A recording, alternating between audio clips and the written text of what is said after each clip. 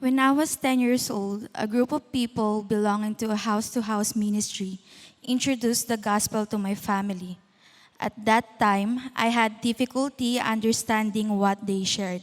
However, the part about the end of the world and the consequences of sin really struck fear in me, which I kept from my family.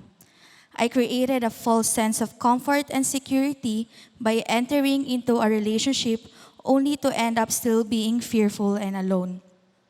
It worsened when the pandemic began.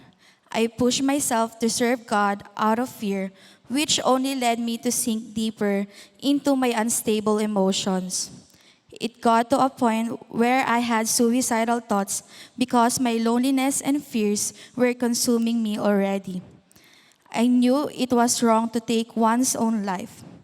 In my desperation, I started watching online Sunday and youth services of CCF. Through these messages and seeing my mom attending her own D group, I realized I cannot do life on my own, and I was encouraged to go back to my discipleship group. So I went to my D group leader to apologize and to commit myself fully to serving God. Despite my long absence in the D group, my D group leader responded with so much grace and kindness. I felt God welcoming me back into His family. He never failed to pursue me. From then on, I didn't want to fear coming between me and my relationship with God. I pursued various avenues in order to know God and His Word more. On top of D group, attending services online, and reading the Bible, I became a participant in a True Life retreat and attended a Go Viral training. These commitments I have for myself help me grow deeper in my knowledge of Him, teaching me to surrender all my doubts and fears unto the Lord. It wasn't long when I became a volunteer of Elevate, then a facilitator, and now a D group leader, despite having questions in my mind like, what if I won't be able to extend the same love to my disciples? What if they won't grow? What if they won't listen since I'm not an eloquent speaker? I have grown to face paralyzing fears and replace it with my fear in the Lord that enables. And thanks to the different people God used to help me drown out my doubting thoughts with wisdom and encouragement. One verse that inspired me to overcome my fears was 2 Corinthians 5:17. Therefore, if anyone is in Christ, the new creation has come. The old has gone, the new is here. This verse gave me the confidence to start leading.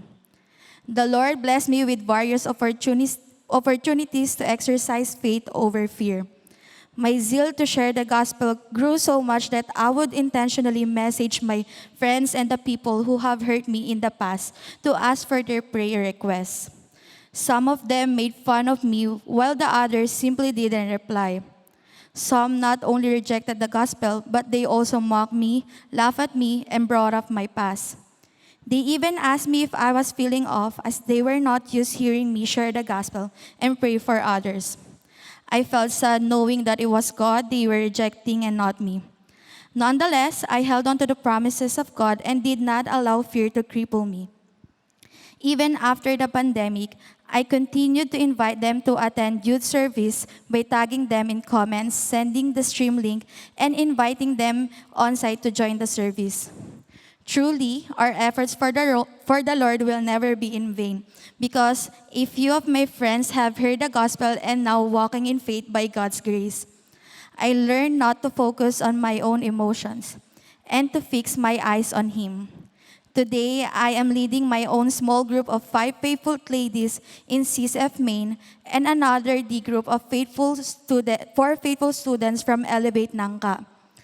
Also, I started mentoring groups in my college, in a high school near our house, and became part of Elevate Nangka's core team, which has helped me further the gospel through discipleship.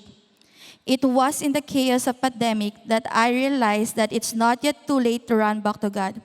He is fully capable of fulfilling His promises and plans for those who love and follow Him.